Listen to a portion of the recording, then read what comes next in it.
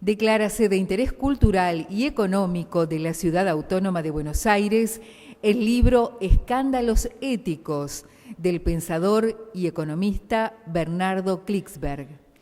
La otra declaración, la 320/2011, dice lo siguiente: declárase de interés cultural y económico la colección de fascículos Cómo enfrentar la pobreza y la desigualdad del pensador y economista Bernardo Klicksberg, editada por el diario Página 12. Vamos a recibir entonces con un aplauso al autor de las obras que hoy son reconocidas por la legislatura de la Ciudad de Buenos Aires.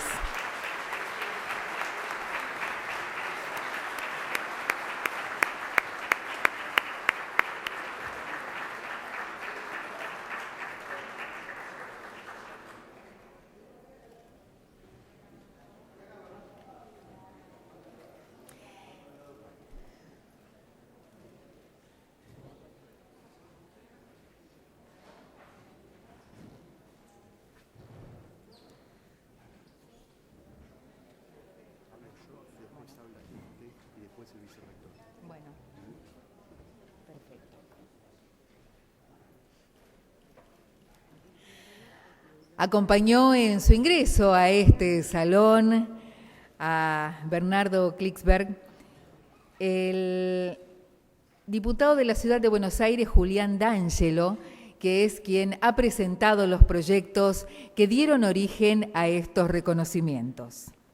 También lo hicieron quienes serán los oradores en este acto: el subsecretario de Programación Económica del Ministerio de Economía y Finanzas Públicas de la Nación, el licenciado Antonio Armando Mesmesián, y el profesor doctor Alberto Barbieri, decano de la Facultad de Ciencias Económicas y vicerrector de la Universidad de Buenos Aires.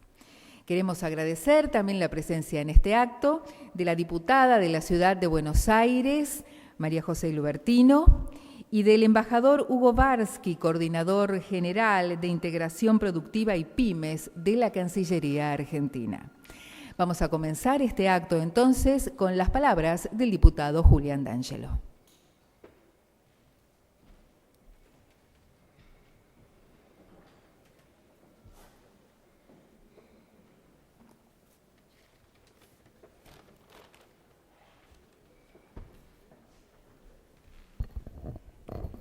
Bueno, muchas gracias a todos por su presencia. Señoras y señores legisladores presentes, María José, señor subsecretario de Programación Económica de la Nación, por supuesto, mi amigo, señor vicerrector de la Universidad de Buenos Aires y decano de mi querida Facultad de Ciencias Económicas, Alberto Barbieri, homenajeado, mi amigo Bernardo Klicksberg. Señoras, señores, por supuesto a todos ustedes, muchas gracias por estar presente. También agradecer la presencia de distintos funcionarios del Gobierno de la Ciudad, Gobierno Nacional, familiares y amigos del doctor Bernardo Klicksberg, docentes, graduados y estudiantes, que veo muchas caras jóvenes de la Facultad de Ciencias Económicas, de otras facultades de la Universidad de Buenos Aires, de otras facultades e instituciones profesionales de las ciencias económicas, representantes de cuerpos diplomáticos, de los diferentes cultos, de las organizaciones de la sociedad civil y por supuesto también los medios de prensa que multiplican este acto y permiten que muchos más lo puedan presenciar. Tampoco quiero dejar de mencionar la presencia de funcionarios de mi querida facultad, Federico Sarabia, secretario de Bienestar Estudiantil, que tiene mucho que ver con este homenaje y con todo lo que hoy Bernardo está haciendo en las universidades del país, Catalino Núñez, Nicolás de la Cruz García, distintos funcionarios, y si me pasa algunos, porque llegamos un poco recién a las apuradas, así que los mencionaremos después, pero de todas formas, mi gran agradecimiento de corazón por estar presentes aquí, que sin lugar a dudas, más allá del partido de Argentina-Bolivia, con el cual competimos, esta es la actividad más importante del 11-11-11, un día que tanto se escuchó, miren, no pasó nada, lo que pasó es esta actividad, eso es lo que importa. En este acto organizado por la legislatura de la Ciudad de Buenos Aires, y la Facultad de Ciencias Económicas de la UBA en su conjunto, con la colaboración de la editorial Temas, cuyo director Jorge Scarfi está aquí presente. Estamos con el motivo de la declaración de interés, tal cual decía Guadalupe recién, del libro Escándalos Éticos y la colección del periódico Página 12, que también hay gente presente en este acto, Cómo enfrentar la pobreza y la desigualdad, que este domingo sale el número 7, una colección gratuita con el diario que realmente prestigia a ese tan prestigioso periódico de nuestra ciudad. Ambas publicaciones nos hablan de la necesidad de otra economía. Y hay un pensador y un economista que nos viene planteando esto no desde las últimas crisis internacional del 2008, la del 2002 o en la última década, sino que lo viene planteando desde la década del 70. Una economía con rostro humano, como la llama él, que es además un economista pionero en la ética para el desarrollo, el capital social y la responsabilidad social empresaria, es el padre de una nueva disciplina que es la gerencia social. Un economista que en vez de fijarse en la cotización de las acciones de las bolsas del mundo, se fija en que por la crisis del 2008 400.000 chicos más murieron en la pobreza. Un economista que en vez de estar pendiente de los vaivenes, las crisis tradicionales a las que nos tiene acostumbrado el capitalismo financiero especulativo, está pendiente de que por esas crisis 100 millones de personas más pasan hambre en el mundo, 1.000 millones de personas. Estos escándalos éticos de los que él nos habla en esta publicación tan importante. Un economista que en medio de la crisis, en vez de estar preocupado por la salvación de las empresas, está preocupado por las escandalosas compensaciones económicas que se llevaron a los ejecutivos que quebraron esas empresas. Un economista que a la vez denuncia que el 10% de las personas más ricas del mundo tienen el 85 veces más riqueza que la mitad de la población mundial, que 3.200 millones de habitantes del mundo. Un economista que en vez de preocuparse, como muchos medios hoy aparecen realmente escandalizados por la cotización de un dólar paralelo, un dólar blue, vaya a saber uno de dónde sacan esas cotizaciones, porque son las cotizaciones del dólar del narcolavado, del dólar de la plata en negro. En vez de preocuparse por esas noticias que algunos medios de prensa hoy nos quieren poner permanentemente en la agenda de los medios de comunicación, se preocupa porque las mujeres centroamericanas pobres tienen una estatura fisiológica menor que las mujeres centroamericanas ricas. ¿Qué economista nos habla hoy de esos problemas en la televisión argentina, si no es el economista del que les estoy hablando en este momento? Un economista que no solo actualmente es asesor principal del Programa de Naciones Unidas para el Desarrollo, sino que además ha venido siendo desde hace 40 años ya asesor de la ONU, de la UNICEF, de UNESCO, de la OIT, de la OEA, de la Organización Panamericana de la Salud y de numerosos gobiernos alrededor del mundo. Es economista, señoras, señores, es argentino, es porteño, es ciudadano ilustre de nuestra ciudad y es economista que personalmente tuvo una gran influencia en mi formación académica y profesional. Es el gran maestro de la Universidad de Buenos Aires, el doctor Bernardo Clifford, para el que pido un aplauso.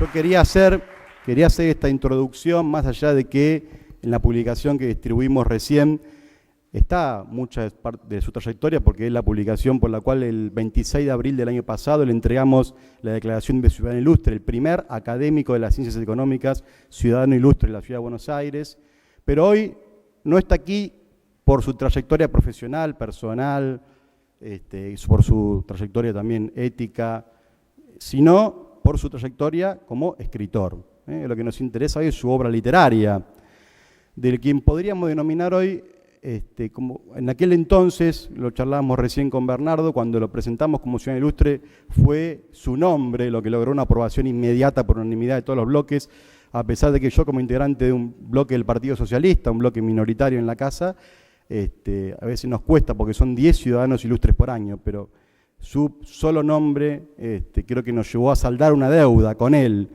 Y por eso ese acto tan importante que hicimos el año pasado, y el cual ya editamos muchos ejemplares con la desgrabación del mismo, donde también habló el aquí presente vicerrector de la Universidad de Buenos Aires.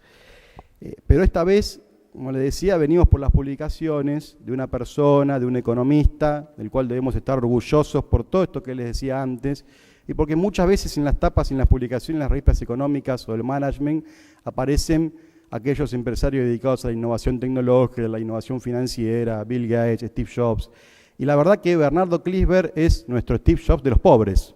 Y debemos estar doblemente orgullosos porque todo ese conocimiento está dedicado justamente a la lucha contra la pobreza, que causa más noble hay en el mundo hoy que luchar contra la pobreza y que denunciar todo esto que mencionábamos antes.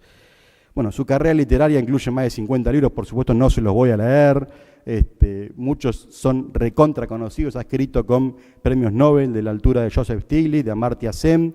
El primer libro que tuve el gusto yo de leer, gracias a mi maestro en la universidad, que fue Daniel Abenburg, que hoy no pudo estar presente por cuestiones personales, pero con el cual he hablado hoy esta mañana de este acto, porque él fue el que me dictó en su bibliografía de la facultad este libro, que yo sé que además es muy querido por él, que es El pensamiento organizativo, lo traje también el año pasado, que me demostró que la licenciatura de administración no es una licenciatura de administración de empresas.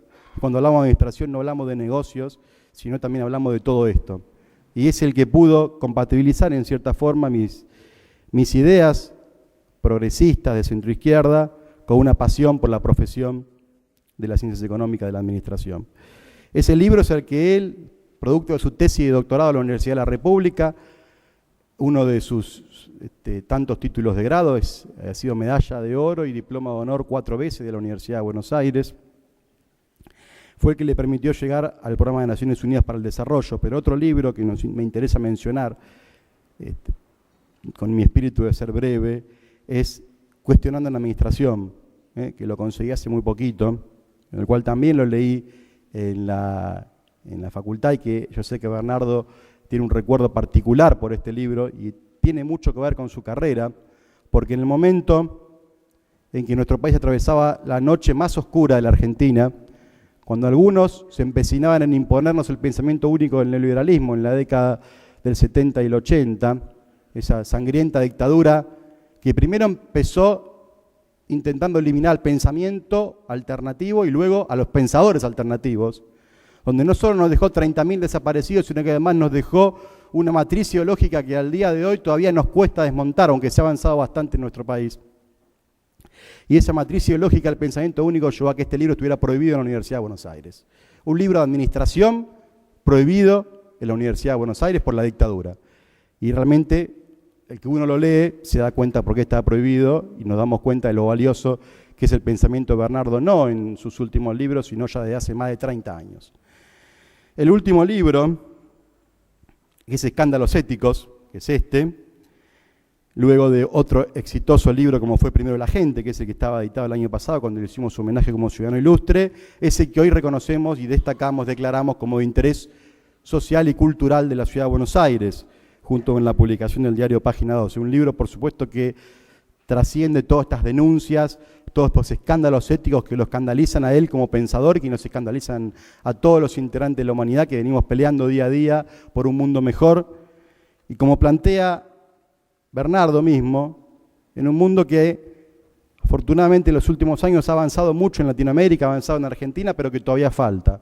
Todavía hay escándalos éticos que nos sorprenden a cotidiano en Latinoamérica, en nuestro país, la desigualdad que nos cuesta revertir, los 700.000 jóvenes que no estudian ni trabajan, la pobreza en el norte argentino, en nuestra ciudad, con 300.000 personas viviendo en situaciones de emergencia.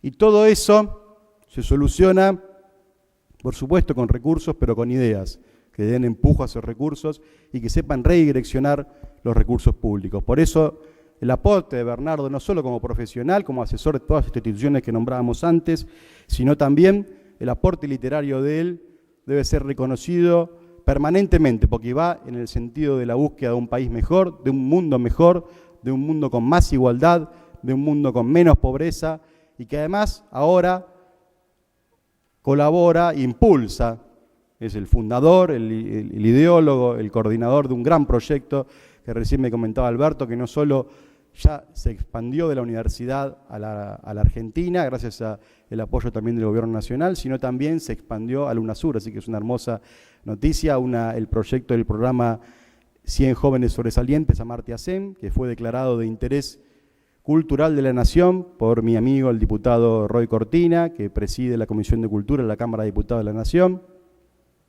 y que hoy no pudo estar presente porque se encuentra de viaje, pero por supuesto apoya fervientemente todos estos eventos.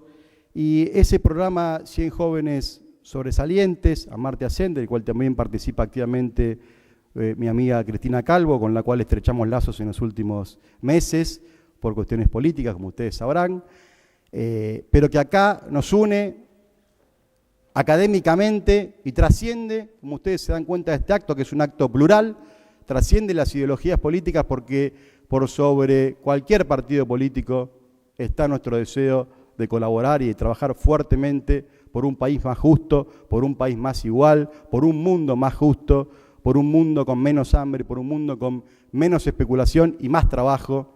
Y es eso lo que queremos reconocer en esta actividad. Así que muchas gracias a todos por estar presentes y este acto recién comienza.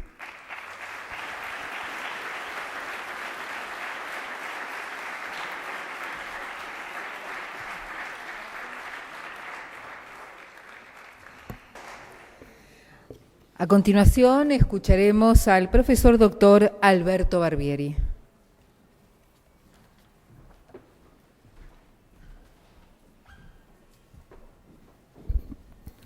Buenas tardes a todos. Bueno, para mí es un honor poder estar acá una vez más, homenajeando de alguna manera a nuestro querido amigo Bernardo Kliesberg. Quiero agradecer a quienes me acompañaron o me acompañan en esta introducción a la charla que nos va a dar nuestro querido maestro, Antonio Mesmeñán, el subsecretario de Planificación, a mis amigos, la diputada María José Lubertino, y a un ex colaborador de la Facultad de Ciencias Económicas que, como vemos, van creciendo y hoy ya es diputado y que está haciendo este tipo de actividades tan importantes en la legislatura, como es Julián D'Angelo, y sabe el cariño que tengo por él. Y la cara de la cantidad de amigos, estudiantes, docentes, que se entrelazan entre también sus actividades políticas que lo comprometen con la realidad que hoy vamos a tratar acá. ¿Qué decir de Bernardo? Bernardo, últimamente estoy hablando muy seguido de Bernardo, entonces, para bien, porque cada vez estamos haciendo cosas con él en los lugares más insólitos, porque desde el primer día que asumí el decanato vino Bernardo y me empezó a traer proyectos. Y el problema que tengo yo es que me entusiasmo con los proyectos de Bernardo y empezamos a caminar juntos y después vemos cómo podemos llevarlos adelante. Y ahora nos vemos que estamos liderando redes en Latinoamérica, en Iberoamérica, de universidades que tratan esta problemática. Tener este programa Amartya Sen, algo que alguna vez soñó Bernardo y empezamos a ver cómo lo podíamos instrumentar. Primero lo empezamos a instrumentar incipientemente en nuestra facultad y ahora ya lo tenemos en las 28 facultades de Ciencias Económicas de universidades nacionales y como bien decía Julián, en realidad yo se lo dije en secreto esto, no para que lo estuviera diciendo acá, todavía no está lanzado formalmente, pero ya muy pronto van a ver, lo estamos armando, lo estamos trabajando y seguramente desde la Universidad de Buenos Aires vamos a lanzar un programa exactamente, no el mismo, sino con una vuelta más, pero creo que no es el momento para decirlo, es el momento, salvo que Bernardo después lo quiera anticipar, en todo el UNASUR, con varias de las universidades iberoamericanas que están trabajando con nosotros.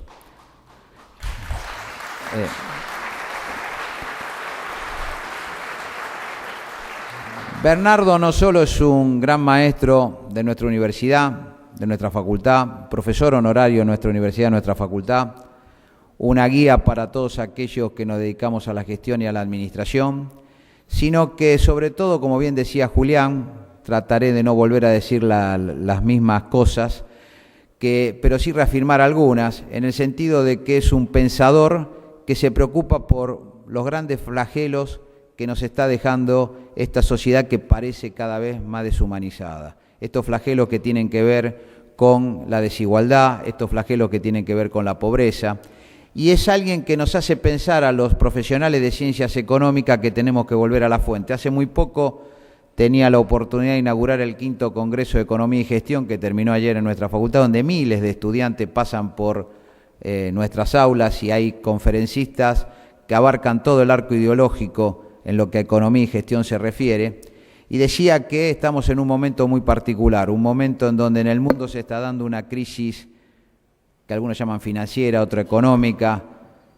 Desde Bernardo y muchos que lo seguimos con el pensamiento creemos que esto es una crisis mucho más profunda, una crisis de valores, una crisis social que está atacando al centro mismo de lo que es la estructura social del mundo occidental, y que en ese sentido tenemos que ver cómo liderazgos políticos que hace muy poco eran indiscutidos hoy están convulsionándose porque no saben cómo resolver este problema, porque el problema es que lo quieren resolver con la misma receta, incluso hasta profundizando esa receta.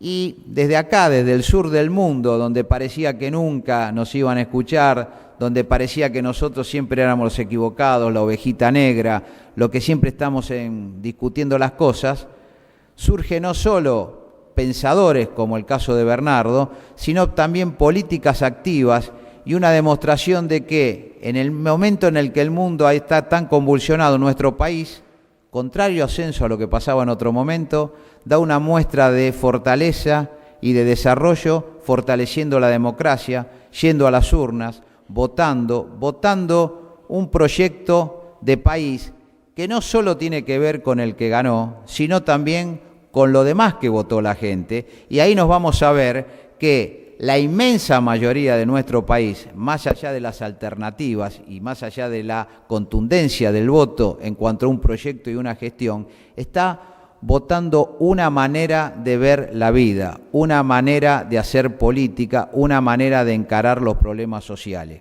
con matices, pero el fondo hace que nos sintamos los argentinos con un plus diferencial, un plus que hace que nuestros líderes políticos, en este caso claramente encabezados por la Presidenta de la Nación, van a seguir adelante con una cuestión que hoy se está discutiendo en los países centrales, donde vemos cómo renuncian primeros ministros, donde vemos cómo el presidente de los Estados Unidos no puede imponer algunas medidas sociales en el Congreso de su país. ¿Y esto qué tiene que ver? Esto tiene que ver con un mercado, entre comillas, que en realidad Bernardo lo marca muy bien, y lo marca muy bien en esta su última obra literaria, estos escándalos éticos. ¿A dónde va? Va al corazón de la cuestión, va al corazón de lo que es la lucha por el poder y por el poder económico sin interesarle el que está al lado.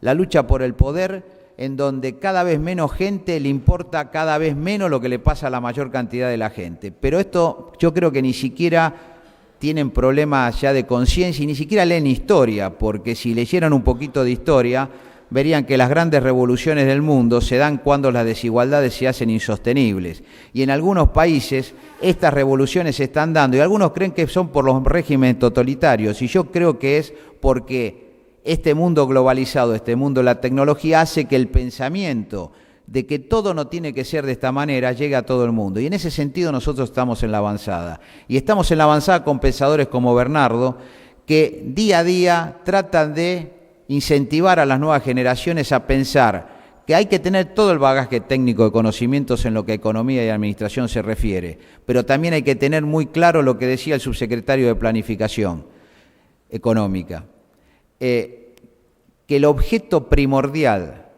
del estudio de las ciencias económicas es ver cómo le solucionamos el problema a la gente, no cómo se lo creamos. Y la verdad que los economistas tenemos que tratar de repensar si lo que estuvimos haciendo en los últimos años no fue crearle problema a la gente más que solucionárselo. Y este es el sentido del nuevo paradigma, el nuevo paradigma que no teníamos que abandonar y el nuevo paradigma que Bernardo Klinsberg, como gran maestro de nuestra universidad, está haciendo que nuevas generaciones de economistas, de administradores, de contadores, de hombres de ciencias económicas repiensen y vean que en la práctica se puede implementar otra sociedad más justa, más inclusiva y más al servicio del ser humano. Así que Bernardo, vos sabés que siempre me tocó estar acá cuando te dieron el Ciudadano Ilustre, me tocó entregarte el doctor honoris causa de la universidad, Me tocó estar en muchos actos y cada vez estoy más orgulloso de que seas un egresado de nuestra casa, que esté trabajando como director o presidente de nuestro Centro de Responsabilidad Social, Empresarial y Capital Social, y que seas un embajador de nuestra universidad, de nuestra facultad, de nuestro país. Así que nada más que ahora escuchar al maestro para que nos diga cómo tenemos que seguir en este mundo tan convulsionado. Muchísimas gracias.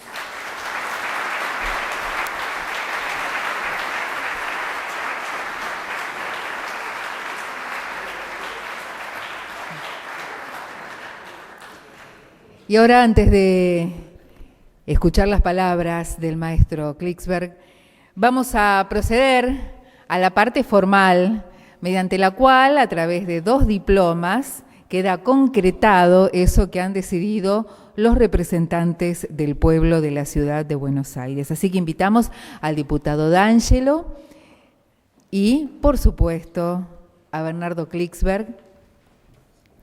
El diputado D'Angelo, entonces, en nombre de toda la legislatura de la Ciudad de Buenos Aires, hará entrega a Bernardo Klicksberg del diploma donde se declara de interés cultural y económico de la ciudad al libro Escándalos Éticos.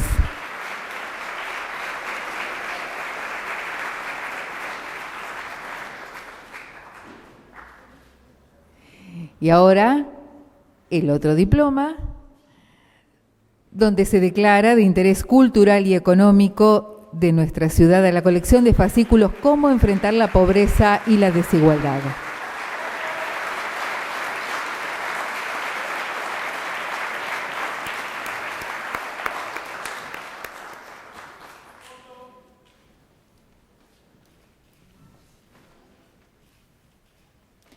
Y ahora sí, maestro, el broche de oro.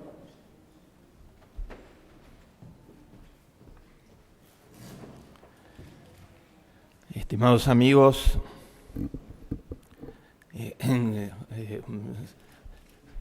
primer término, agradecimiento a la Ciudad de Buenos Aires por su generosidad con este humilde habitante de la ciudad que nació en el 11, en una muy modesta vivienda de la calle Jean Jaurès, pero que tuvo, gracias a lo que este país representa, primero la oportunidad para mis padres, que llegaron en 1930, sin absolutamente nada, y me decía mi padre, don Eliezer, dice que la primera vez que comió bien en su vida fue cuando llegó a Buenos Aires. En Polonia, de las persecuciones, de los pogroms y de la miseria, nunca hasta que llegó aquí pudo hacerlo. Esta ciudad acogió a mis padres con todo cariño, ellos amaban entrañablemente esta ciudad, y allí nosotros recibimos en los 60 metros cuadrados de Jean Jaurès 343, con mi hermana que me está acompañando, Lea, y mi hermano Nahum, la mejor educación que un ser humano pueda recibir. No se da en Harvard, ni en el MIT, ni en la Sorbonne, sino es una familia de verdad, en donde los padres, como sucede en muchas otras familias de Buenos Aires, enseñan realmente una guía de vida, qué es lo que vale en la vida, a partir, en nuestro caso, de lo que nosotros llamamos la Torá, la Biblia, y sobre todo de la acción. Y mis padres tuvieron en esta ciudad el hábitat para ser personas de bien hasta en todas las acciones de su vida, y en esa luz el Buenos Aires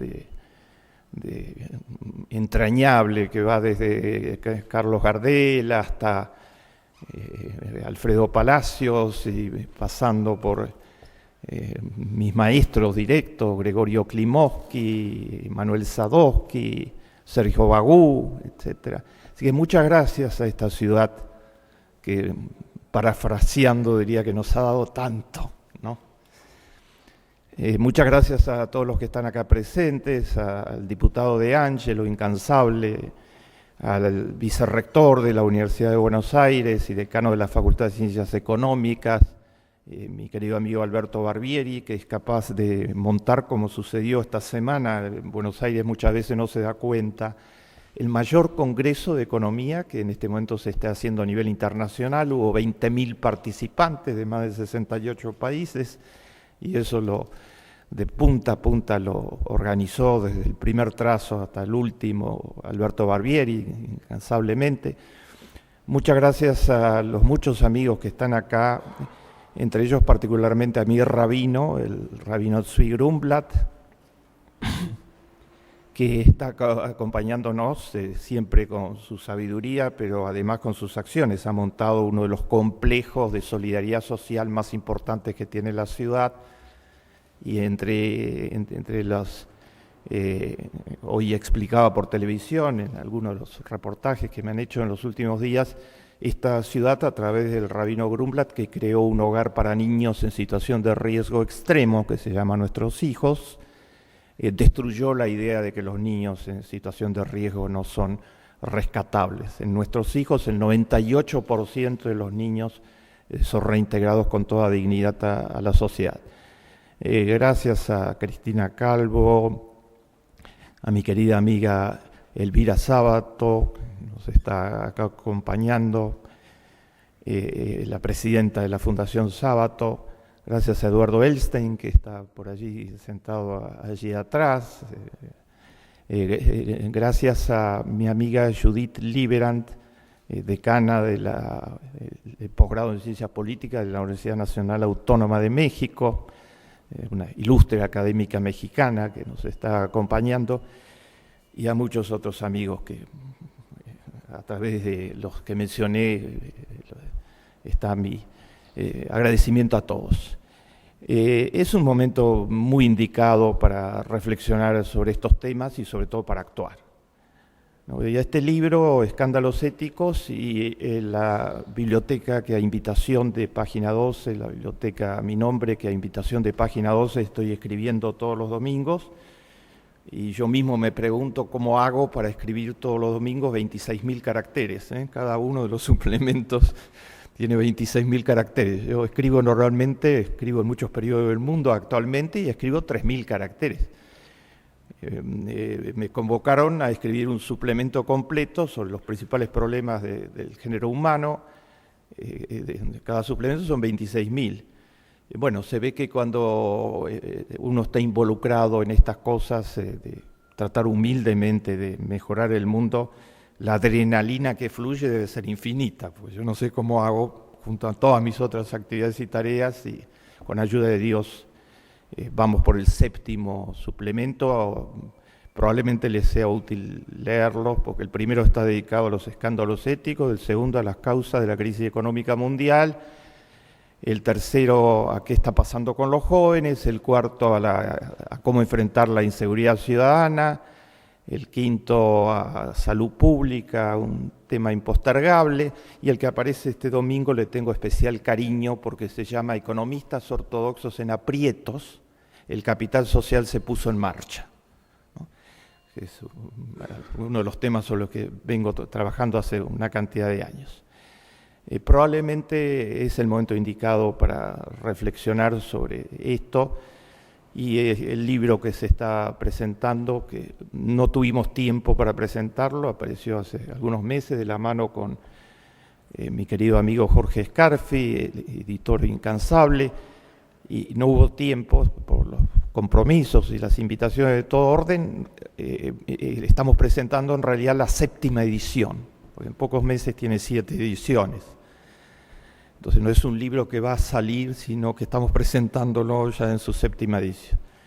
Y la semana anterior, gracias a una iniciativa de Alberto Barbieri, que culminó totalmente, van a tener los elementos cerca de ustedes, recibimos con Alberto el primer ejemplar de la publicación en China, por parte de una de las universidades más prestigiosas de China, en mandarín, de mi libro Primero la gente. Entonces,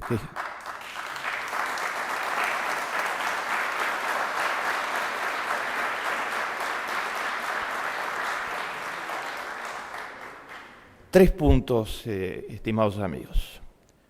En primer lugar, el sentido de este libro es decir, no puede ser.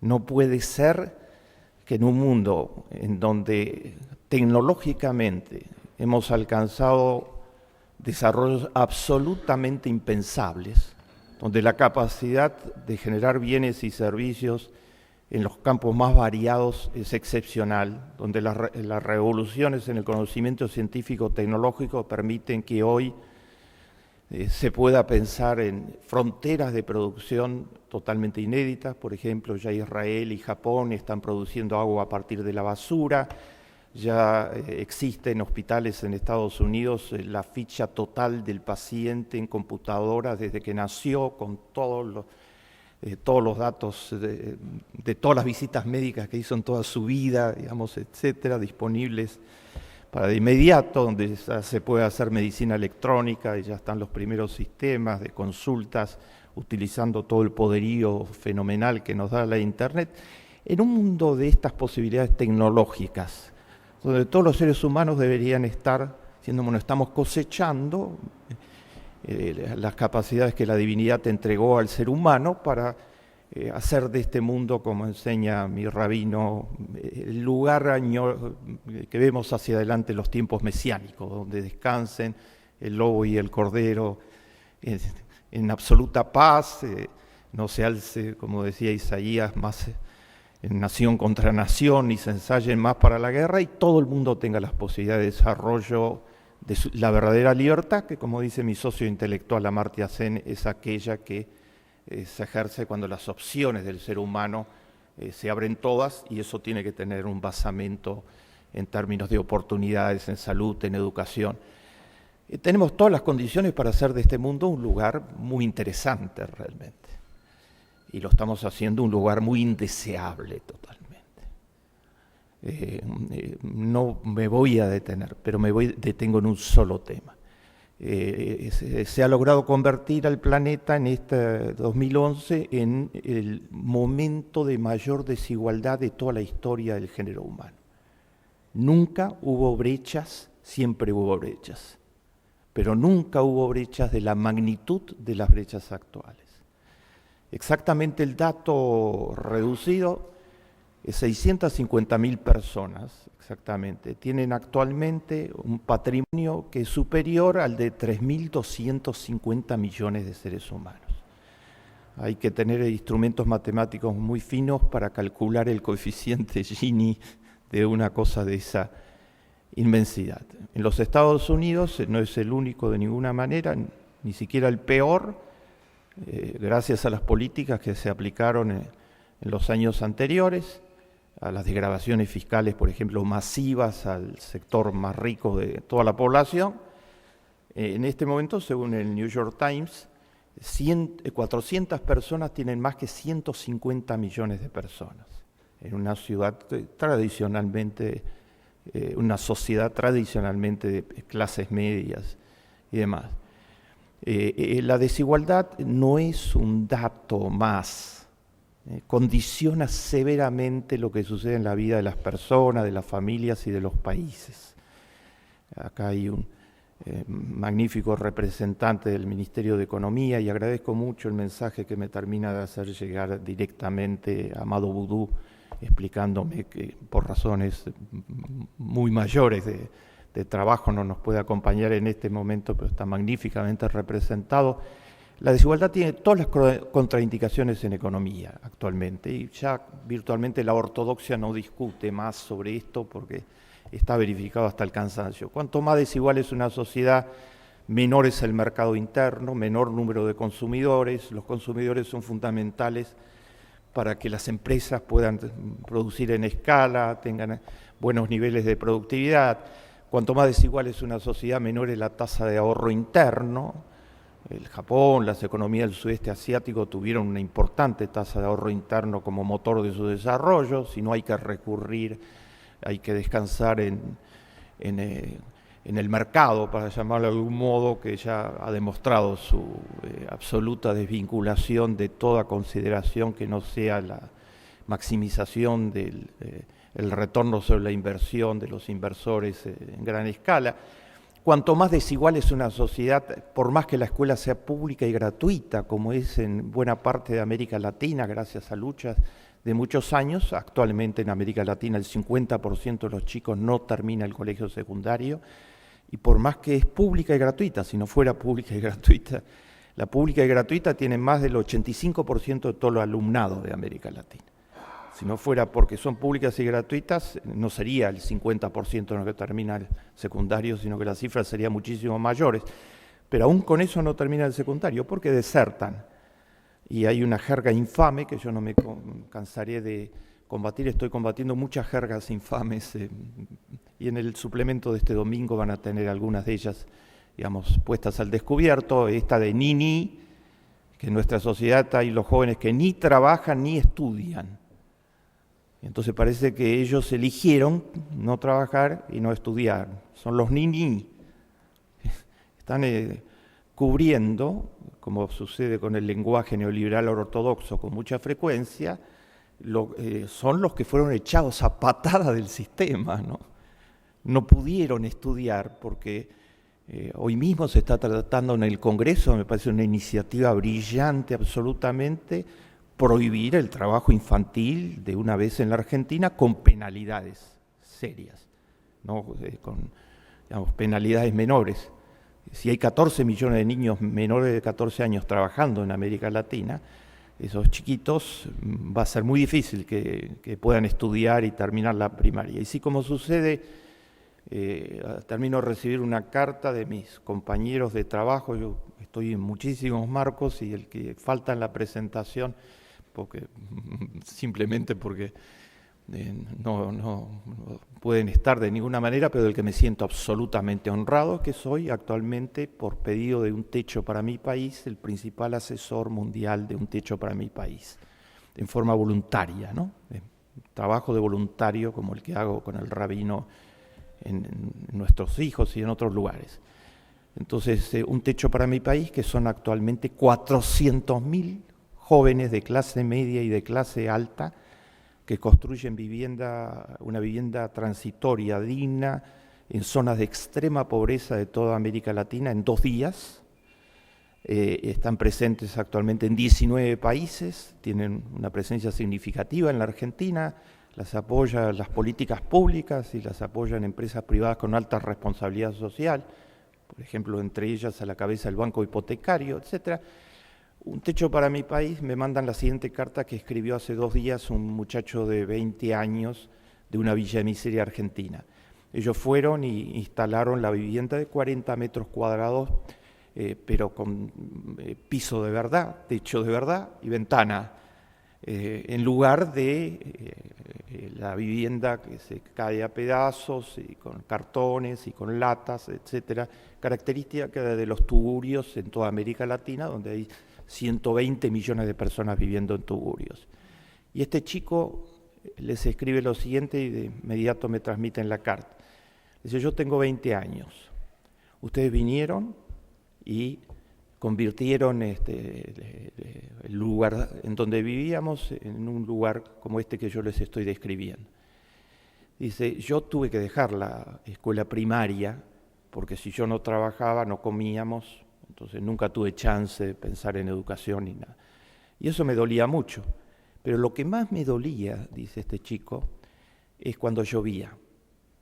Dice, porque cuando llovía, mi madre, yo sabía, yo estaba de noche durmiendo y mi madre estaba durmiendo. Yo sabía que mi madre estaba temblando porque la lluvia penetraba totalmente en nuestra vivienda, mojándose toda, probablemente se iba a enfermar, y yo con mis 20 años y con mi juventud no podía hacer nada, estaba en la impotencia total. Dice, ustedes me sacaron de eso, yo tengo un techo impermeabilizado de muy buena calidad ahora, donde el agua no se filtra más. Dice, entonces yo lo menos que puedo hacer es voluntarizarme junto a ustedes. Entonces él se incorporó a construir otras viviendas, que es lo que está pasando con todo el programa en toda América Latina. Se construye en igualdad con las familias pobres y muchas personas de las familias se voluntarizan y muchas personas de las empresas que apoyan el programa, del personal de las empresas, se están voluntarizando. Un techo no va a solucionar el problema de la vivienda en la Argentina. Se necesitan políticas públicas de primera línea y esas políticas públicas están en marcha en el país. Se han construido más viviendas en los últimos años que virtualmente en todos los años anteriores de la existencia del país. La combinación entre políticas públicas que son el responsable central, una sociedad civil movilizada, empresas socialmente responsables, esa es, yo la llamo la combinación ganar-ganar. Esa es la combinación con las políticas públicas en el liderazgo, porque las políticas públicas somos todos. No puede ser que las desigualdades sean del tamaño de las que son. ¿Saben cómo la llama la última encíclica del Vaticano? Y creo que yo tengo un calificativo todavía peor: disparidades hirientes. Da todos los datos y dice, bueno, estas son disparidades que hieren la moral más elemental. Yo las llamo disparidades obscenas. No puede ser que en un mundo tan rico haya datos como el que yo me vi obligado a publicar en el último suplemento de página 12. Les pueden ser útiles por los datos y las fuentes estadísticas, y además casi todas las referencias que hago son a el último mes. O sea, trato de acercar a la Argentina la discusión real que hay en este momento en los centros de poder y en los lugares de discusión más activa del planeta. Y un dato que acerqué es para describírselos exactamente. La desigualdad se da en todos los planos: distribución de los ingresos, que es el más conocido. Yo vengo escribiendo hace muchos años que hay desigualdad en el acceso a activos, fundamentalmente la tierra, en el acceso a educación de buena calidad, en el acceso a salud, en el acceso a las nuevas tecnologías, la brecha digital. Pero una desigualdad, la más física de todas, es que unas personas miden mucho menos que otras en promedio en la población de un país, del mismo país. Guatemala tiene 48% de desnutrición infantil. Las mujeres de clase media y de clase alta tienen una estatura promedio similar a de las mujeres de la mayor parte de América Latina. Las mujeres indígenas, que son las mujeres pobres, que son más del 60% de la población de Guatemala, etcétera, su estatura es muy reducida. La falta de estatura es un indicador de desnutrición y de falta de salud, y significa menor esperanza de vida, que van a vivir menos años. Y lo peor, estimados amigos, yo no me pude contener cuando estoy indagando permanentemente sobre los problemas que definen la vida de la gente y que no aparecen en los textos de economía. La brecha de estatura se está ampliando, no se está reduciendo. Entonces, las de abajo miden cada vez menos. Guatemala y Honduras son dos de los países donde la brecha es mayor en el mundo entero actualmente. Están en América Latina. No es casual. En Guatemala tiene el segundo peor coeficiente Gini de América Latina. Las llamadas 14 familias concentran la mayor parte de la riqueza de todo el país y no permiten que suba la recaudación fiscal. Cuando en nuestro país se hacen esfuerzos tan importantes para subir la recaudación fiscal y administrarla con la mayor eficiencia, y hay evidentes avances en esa dirección, ¿saben cuál es la presión fiscal en Guatemala? Gracias a las 14 familias, todos los impuestos juntos que se recaudan en Guatemala son el 10% del Producto Bruto actualmente. En Estados Unidos son el 30% del Producto Bruto. En los países cabeza del mundo en todos los planos, Noruega, Suecia, Finlandia, Dinamarca, sobrepasan ampliamente el 50% del Producto Bruto. O sea, las 14 familias no le dan al Estado guatemalteco los instrumentos más elementales, y entonces Guatemala, 1 de cada 2 niños está desnutrido y las mujeres humildes miden cada vez menos. Y las 14 familias que hacen, bueno, lo que hacen las 14 familias en gran parte de los países, tienen las cuentas que tienen en Suiza y desarrollan consumos suntuarios propios de Mónaco, de Luxemburgo, etcétera, etcétera, etcétera. Nunca podrán gastar, ni ellos ni 10 generaciones posteriores, los recursos que han acumulado. Estas desigualdades pueden continuar. ¿Se puede seguir así? Una mujer vibrante absolutamente, de la que van a oír hablar mucho, que se llama Elizabeth Warren. Yo estoy introduciéndola en la Argentina, como muchos otros actores nuevos, como Los Indignados, si alguno vio el reportaje que me hizo Víctor Hugo Morales el domingo pasado, habrán visto una lectura distinta que las lecturas muy triviales sobre lo que está sucediendo con los indignados en el mundo. Elizabeth Warren es una de las más prominentes abogadas de los Estados Unidos, profesora titular de la Universidad de Harvard. Obama eligió muy bien cuando eligió a Elizabeth Warren para ver cómo se regulaban los mercados financieros después de la crisis de Wall Street. Y Elizabeth Warren hizo el proyecto de ley de regulación de los mercados financieros que fue aprobado por el Congreso antes de que llegaran los Tea Party al Congreso de los Estados Unidos. En esa regulación es una institución casi inédita a nivel internacional, se creó la Oficina de Defensa de los Derechos del Consumidor Financiero. O sea, los pequeños accionistas, los pequeños inversionistas, todos los que tienen tarjeta de crédito, todos tienen un ombudsman que defiende sus derechos frente a las tasas usurarias, las prácticas empresariales totalmente desleales, etc. Elizabeth Warren nunca, desde ya Obama la nominó de inmediato para ser la directora de la oficina, ¿no? Nunca pudo ser electa directora de la oficina porque el Tea Party le declaró la guerra total. O sea, está bien, identificó realmente quiénes son los adversarios, ¿no? Identificó que una mujer, y lo de mujer lo subrayo especialmente, porque todos los días tengo la experiencia de trabajar con mujeres excepcionales, todos los días. Yo diría que la mayor parte de las personas con las que yo trabajo en muchísimos lugares del mundo combatiendo actualmente la pobreza, en la solidaridad, desde las presidentas, como Michelle Bachelet, como Cristina Fernández, como Dilsa Rousseff, como la presidenta de Costa Rica, etcétera, hasta las que llevan adelante todo tipo de emprendimientos silenciosos. Bueno, el sello no es que la mujer se incorporó al mercado de trabajo, es que la mujer está calificando totalmente el mercado de trabajo, Su peso ponderado es excepcional, porque está agregando valores éticos y de compromiso, y Elizabeth Warren es en este momento mi ejemplo.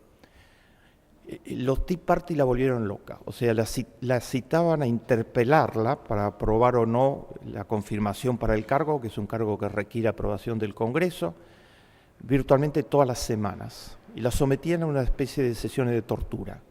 O sea, todas las semanas, durante 3 a 4 horas, una comisión del Congreso interrogando a Elizabeth Warren para ver qué había detrás de la ley de regulación financiera y para demostrar lo indemostrable, que es que no hacía falta ninguna regulación financiera. Después de lo de Wall Street, que no hacía falta ninguna, que esto era poner cortapisas al mercado y no impedir, lo que seguro mi amigo acá, Messián, puede explicar magníficamente, porque todos los días están lidiando con esos problemas, etc. Elizabeth Warren los enfrentó, y en la sesión final del enfrentamiento, después de 3 horas de interrogatorio, ya lindando en el ataque directo, Elizabeth Warren les dijo: ¿saben una cosa, señores representantes? Se les terminó el tiempo. Esta sesión, como todas, tiene un tiempo determinado. Así que si quieren, síganse interrogándose entre ustedes. Se levantó y se fue, ¿no? Elizabeth Warren es en este momento la candidata senadora por el Partido Demócrata para ocupar el curul histórico que ocupó Edward Kennedy. Las encuestas tienen una abrumadora mayoría a su favor. Y Elizabeth Warren explicaba los otros días, y eso es lo que le quiero traer, explicaba lo siguiente: si algún empresario en los Estados Unidos, yo la cito textualmente en uno de los suplementos, si algún empresario exitoso en los Estados Unidos cree que su éxito se debe solo a él, no entiende mucho. Es muy bueno que haya empresarios exitosos y todos los méritos, pero su éxito se debe a que los ciudadanos de los Estados Unidos construyeron las carreteras por donde circulan sus productos, a que son transportados en trenes, camiones que fueron producidos por el pueblo americano, y que su mano de obra se formó en las escuelas y universidades que aportó el contribuyente y que aportó la sociedad civil. Todo eso y mucho más viabiliza que ellos sean empresarios exitosos. Entonces, si no entienden que hay que compartir el éxito y no autoatribuírselo, y eso significa compromisos desde los fiscales hasta los de responsabilidad social empresarial, no entienden mucho. Tuvo que ser una mujer para que pusiera las cosas con ese sentido común. Mi primer punto, estimados amigos, estas desigualdades horrorosas no dan para más. Como dijo Julián, bueno, allí están. ¿Cuáles son los lemas de los indignados de Wall Street, de los indignados españoles? Y hoy los indignados están en 82 países, en 950 ciudades del mundo. ¿Y cuáles son los lemas? Alguna prensa muy superficial dicen que no saben lo que quieren, que es una especie de diversión, etc. Están perdiendo todo sentido de la realidad. Si alguien sabe lo que quiere, son los indignados. Los carteles son totalmente elocuentes. Van a tener que leer el próximo número porque ahí tomo carteles de todo el planeta, ¿no? Los carteles dicen primero la gente, después las finanzas. Los carteles dicen no queremos ser esclavos económicos. Los carteles dicen somos súper calificados y súper desempleados, ¿no? Uno con ironía dice tengo un máster en desocupación prolongada, ¿no?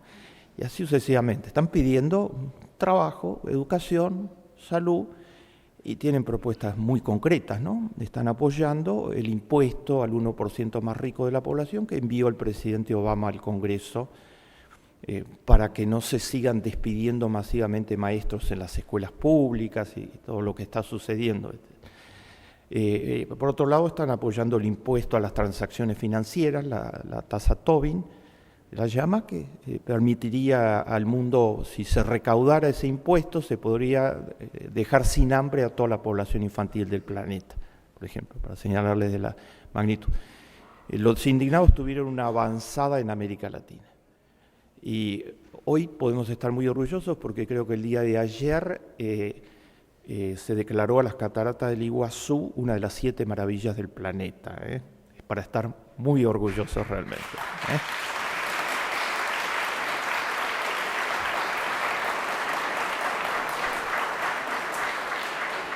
Pero yo declararía al mismo tiempo de interés ético de la sociedad el movimiento de los estudiantes secundarios chilenos, ¿no?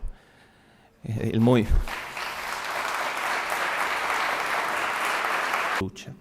En las encuestas con los desgastes, etcétera, tiene 85% de la población que apoya, que se siente representada por su lucha. Y no saben lo que quieren. El 1% que no entiende estas protestas está fuera de la realidad, está ausente de la realidad. Tienen 3 consignas. Consigna número 1, que haya educación gratis para todos. Después de Pinochet se terminó la educación gratis en Chile. Un estudiante universitario chileno, para poder pagar lo que significa una carrera, tiene que endeudarse por 20 años. Uno de los carteles que lo hace sentir a uno muy orgulloso de tener una universidad como esta, con un vicerrector y un rector de esta calidad y todo lo que se está haciendo en la Universidad de Buenos Aires. ¿Sabe cuál es uno de los carteles de los chicos chilenos? Que ahora ya no son solo los secundarios, son los estudiantes, son los profesores y gran parte de la ciudadanía. Un cartel central es queremos uva para todos. ¿Qué les parece? Queremos Universidad de Buenos Aires para todos.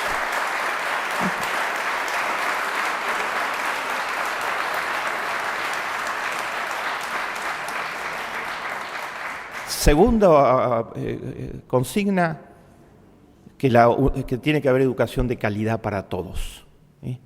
Después de Pinochet, la educación chilena está totalmente segmentada. Hay educación de muy buena calidad y la mayor parte de la población en la escuela pública municipal y rural tiene educación de muy baja calidad. Y tercera consigna, va más allá de muchas de las cosas que se plantean en los lugares más avanzados del mundo. Los estudiantes chilenos a la cabeza dicen, la educación no puede ser una mercancía. Queremos la prohibición de la educación con fines de lucro. Puede ser pública o de la sociedad civil. puede ser toda organización religiosa, empresarial que quiera montar escuelas, universidades, bienvenida, pero sin fines de lucro. Porque dice, demasiado importante la educación para que sea una mercancía más. No saben lo que quieren los estudiantes chilenos. Y vuelvo a la mujer. ¿Quién dirige a los estudiantes chilenos? Un anciano de barba blanca que militó muchos años en política, cerebros atrás, una chiquita de 23 años. Se llama Camila Vallejo. Hoy es una figura de referencia en todo el mundo. Camila Vallejo sabe exactamente lo que sus compañeros quieren y tiene una capacidad inagotable de contestar con absoluta propiedad y profundidad. Una de las respuestas más profundas que yo he escuchado de un ser humano, alguno, en los últimos años, es la que le dio en una entrevista por una publicación de los Estados Unidos, que le dijeron, usted, como todos sabemos, es muy bella. Camila Vallejos es preciosa, absolutamente. Ustedes pueden ver las fotos, etc. Si usted es muy bella, entonces le preguntaba, ¿y cómo se siente siendo muy bella? Y encabezando este movimiento multitudinario de masas. Y la respuesta de Camila fue, yo no elegí ser bella, pero sí elegí mi proyecto político. Un aplauso para Camila.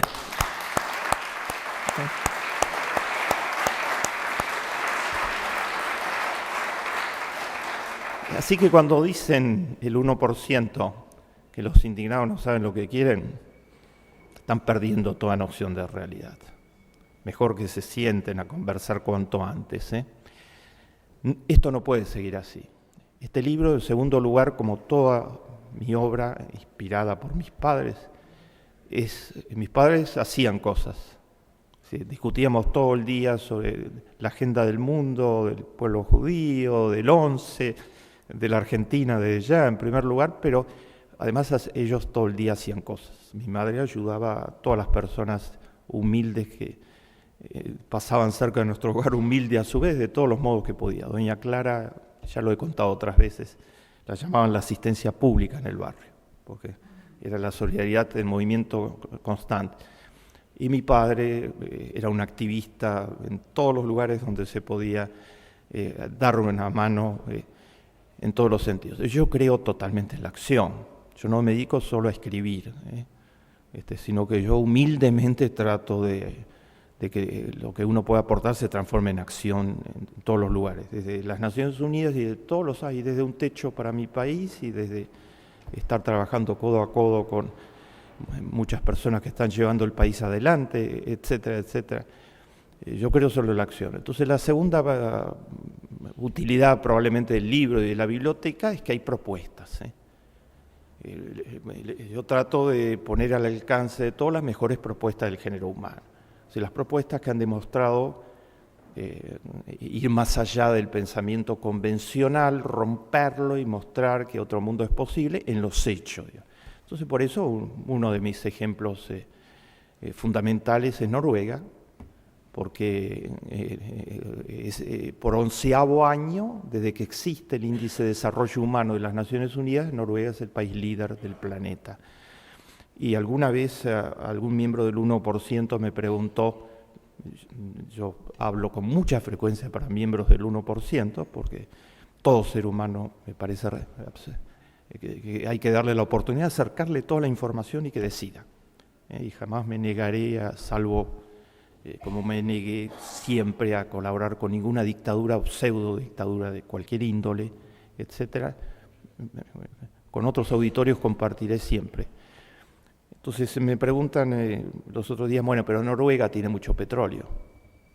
Lo mismo que el viento de cola argentina, pero bueno, Argentina tuvo viento de cola, ¿no? Etcétera. Noruega tiene mucho petróleo, pero mucho más petróleo que Noruega tiene Arabia Saudita. Y hasta el día de hoy, una mujer que maneja en la calle se la lleva a la cárcel en Arabia Saudita. Están en este momento en la cárcel varias mujeres que trataron de romper con esto.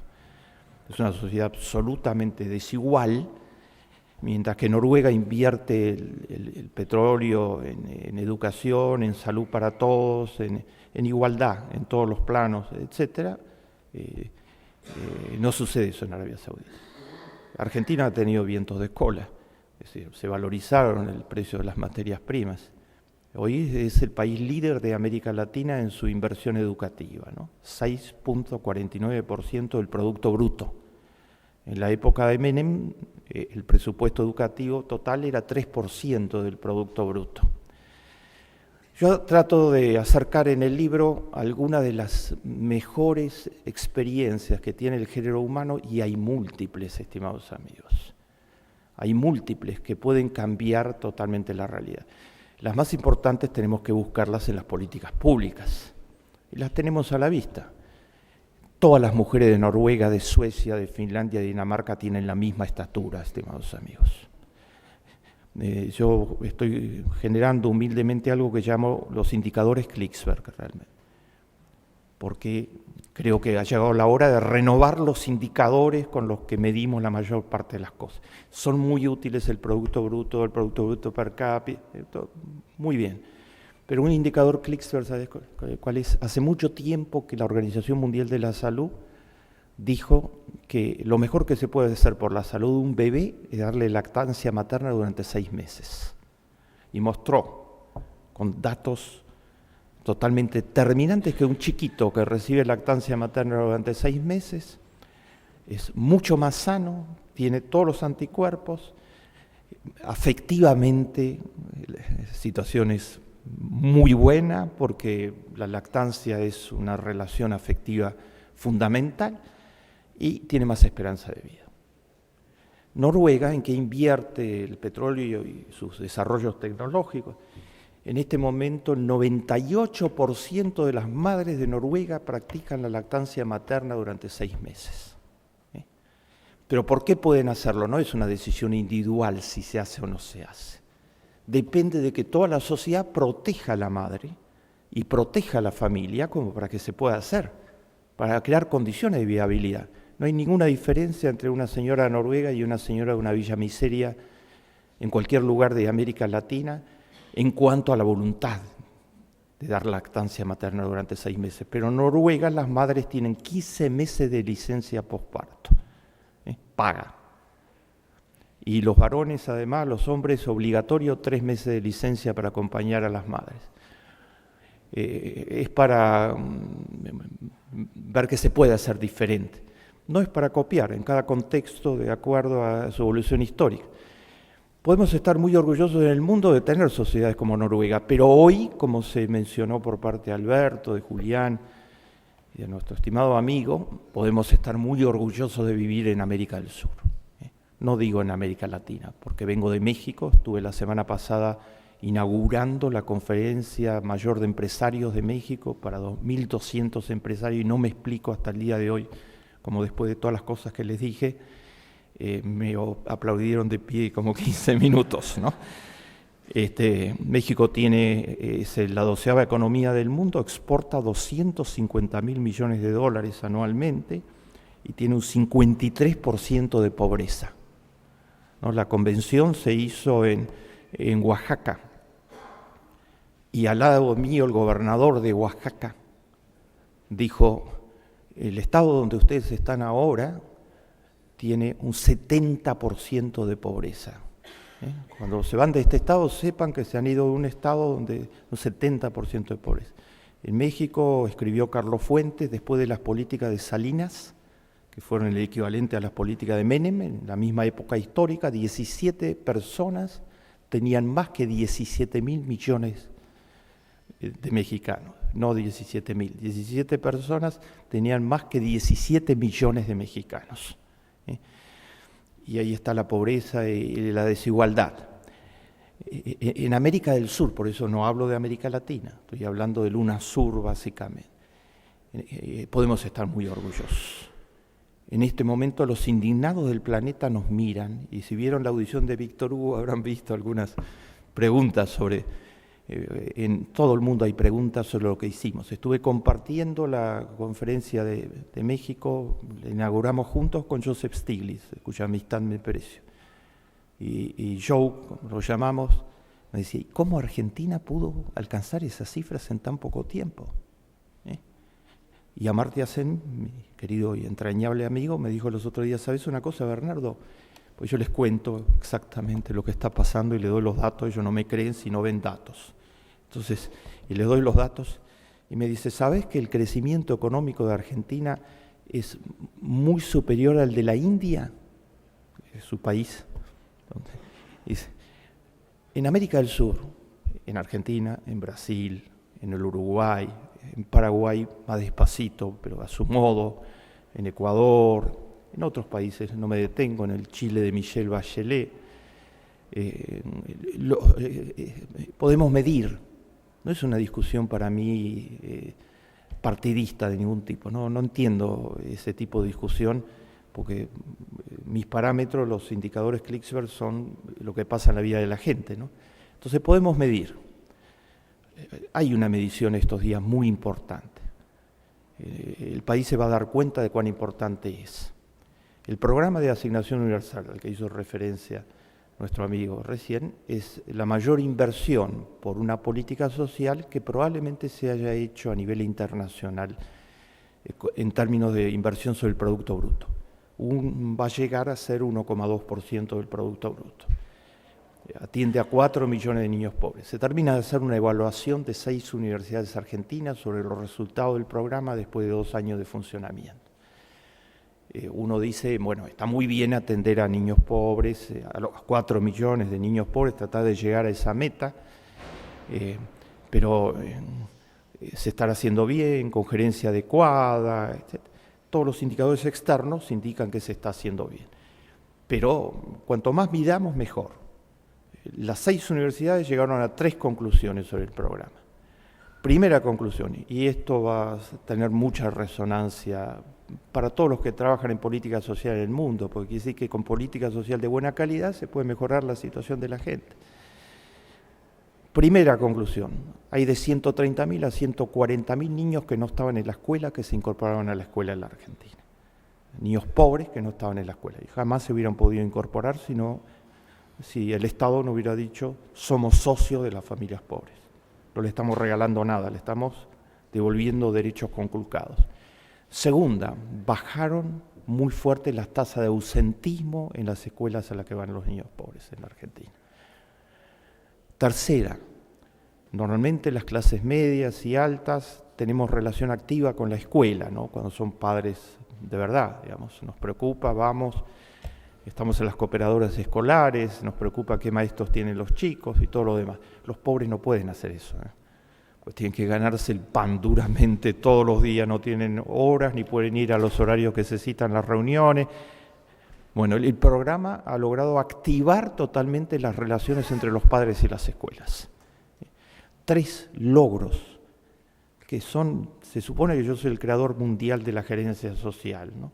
Bueno, esto es de lo más óptimo que se puede lograr en materia de un programa social. Estos son impactos muy estructurales. Agréguenle desde el punto de vista macroeconómico.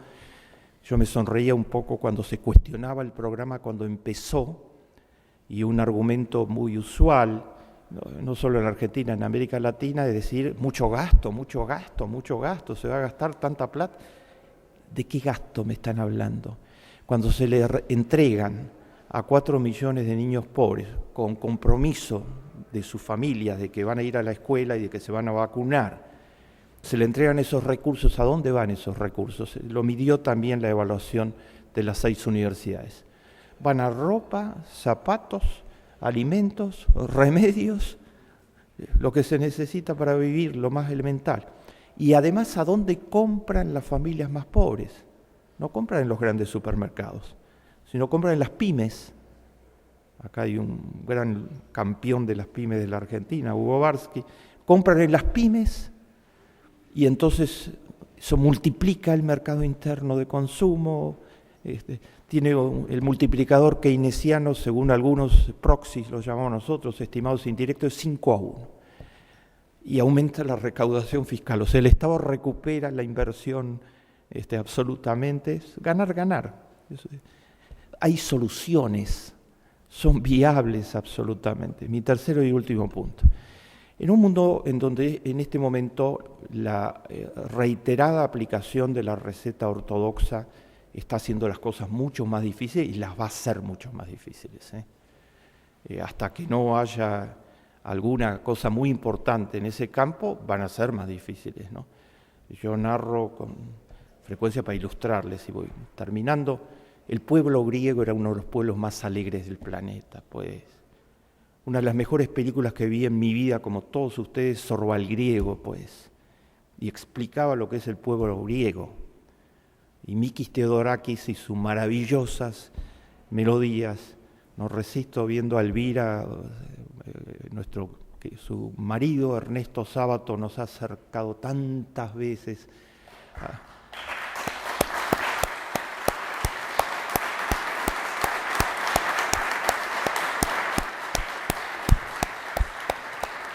a lo que puede significar la cultura, ¿no? Grecia tuvo una de las mayores luchadoras de la cultura de los últimos 100 años, Melina Mercury, su excepcional actriz y ministra de Cultura, de la revolución que derrumbó a la dictadura militar. Un pueblo alegre, y el pueblo griego ahora es uno de los pueblos más tristes del planeta. Y cuando yo le digo de tristes indicadores, Klicksberg, yo no uso los indicadores de la Unión Europea, el Banco Europeo, la Troika, como se lo llama, que ve si despidieron suficientes empleados públicos el mes pasado y cómo se sube el número de empleados públicos para que se pueda ahorrar dentro de la receta ortodoxa y pagarle a los grandes bancos, etcétera, en base a liquidar todas las conquistas sociales de siglos, etcétera. Indicadores Klicksberg. En los últimos 5 meses, la tasa de suicidios en Grecia subió un 40%. Eso no figura en el Wall Street Journal y en las cosas que ustedes leen normalmente, pero es la información de la principal ONG de Grecia. Y el número de llamadas de suicidas en potencia, que era de 10 por día, subió a 100 por día. No dan abasto. ¿Y quiénes son los suicidas? Está medido. Perfil del suicida, 35 a 60 años. Pequeño empresario, pequeño industrial, profesional, que no toleran la indignidad de no poder mantener a su familia, de estar endeudados, de no tener apoyo de nadie, de haber sido dejados por la receta ortodoxa totalmente a la intemperie, ¿no? Cuanto más se aplique la receta ortodoxa, más va a suceder eso. Está sucediendo en Irlanda, 49% de desocupación juvenil. Está sucediendo en Portugal, redujo su presupuesto, mientras nosotros subimos el presupuesto de educación todos los años, Portugal termina de reducirlo a la mitad, por la receta ortodoxa. Está sucediendo, va a suceder en Italia si se continúa por el camino de la receta ortodoxa, en todos los lugares donde se aplica, ¿no? Como sucedió en la Argentina de los 90, donde Menem, aplicándola, logró que 8 millones de personas dejaran de ser clase media y se transformaron en pobres. ¿Y por qué hay esperanza de que esto pueda cambiar? Cuando yo digo, en el suplemento del domingo que viene, yo no me dedico a vender periódicos, pero sí a compartir conocimientos, ¿no? Yo digo, el capital social se puso en marcha. ¿Qué estoy tratando de decir? Van a tener ahí las fuentes de lo que les voy a señalar a continuación. Por un lado está todo lo que mostró el otro día Víctor Hugo, que mostró las imágenes, ¿verdad?, de los muchachos y chicas y de lo que pensaban, etcétera. Y como dice mi amigo Joseph Stiglitz, cuando compartimos en México, él le dijo a los 1.200 empresarios, les dijo, ¿saben una cosa? Algunos dicen que son unos pocos, porque primero eran decenas, después fueron centenares, ahora son miles, pero están en 80 ciudades actualmente, pero en Estados Unidos. Pero algunos dicen que son unos pocos, pero no entienden lo que pasa, porque en las encuestas un número creciente de ciudadanos de los Estados Unidos dicen que se sienten totalmente representados por las consignas de los indignados. Entonces son unos pocos los que están ahí, ¿no? Que no son tampoco ya unos pocos, pero están representando a la sociedad civil en su conjunto, una gran parte de la sociedad civil. Los mensajes en esta dirección son múltiples. Yo me dedico a leerlos, ¿no? A buscarlos en la realidad. Un mensaje que me dejó muy impactado es el de una economista francesa, la mencioné el otro día, para mostrarles un mensaje europeo y un mensaje americano, de las dos sociedades, digamos, que tienen problemas agudísimos actualmente. Ella se llama Florence Nouville, tiene 40 años de edad. Se graduó en la mejor escuela de economía de Francia. Florence escribió un libro que se llama Pido disculpas por ser economista, y que es un bestseller actualmente en Francia. Y Florence cuenta que la llamaron hace poco tiempo, cuando fueron los 20 años de su promoción de la mejor escuela de economía de Francia. Entonces la llamaron compañeros de promoción para invitarla a que iban a hacer el festejo de los 20 años de la promoción. Y les dijo, yo no voy a ir ni de casualidad, porque no tenemos nada que festejar. Somos la generación de economistas que ha hundido al planeta. Digo, Florencio, se están pasando cosas. En Harvard, la semana pasada, esto lo sé yo y los que leen el Wall Street Journal, porque además mis fuentes son todas, digamos.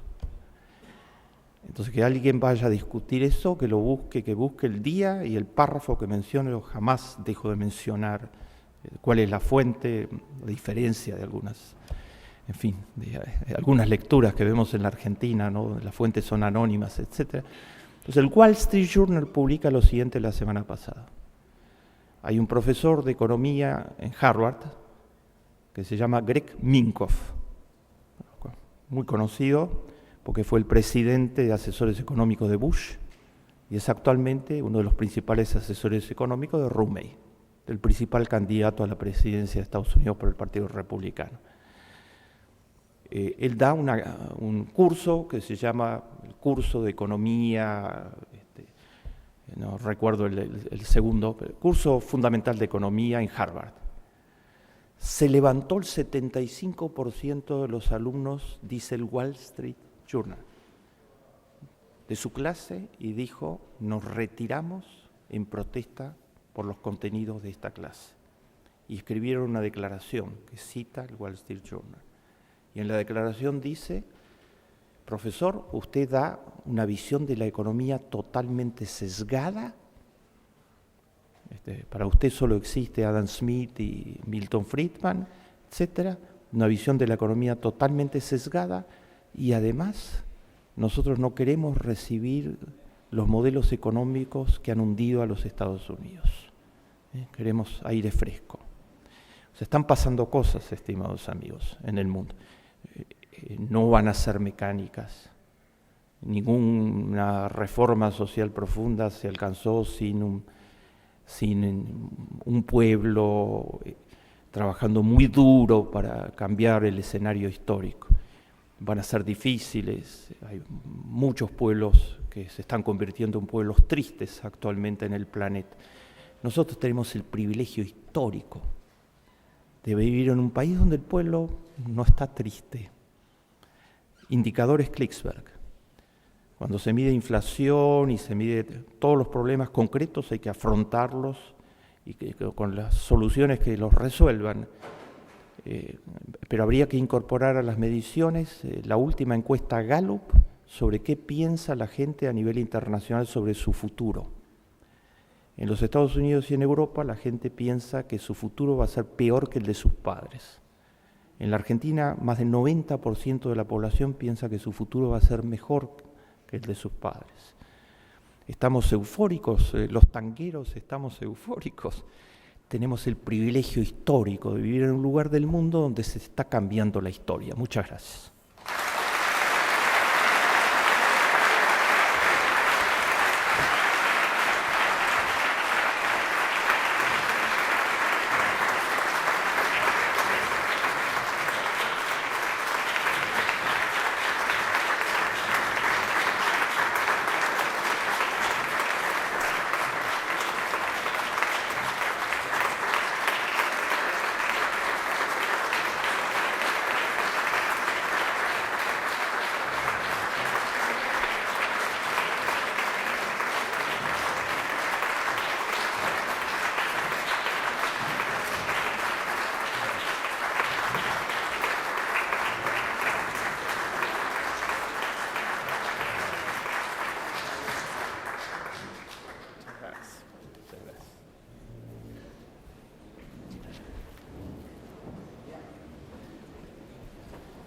Les invitamos y los invitamos ahora, como acaba de decir el maestro Klicksberg, somos un pueblo que tiene razones ahora para celebrar, bueno, compartir un brindis que vamos a servir en el salón contiguo, en el hall contiguo a este salón. Por su participación y por su atención, muchas gracias.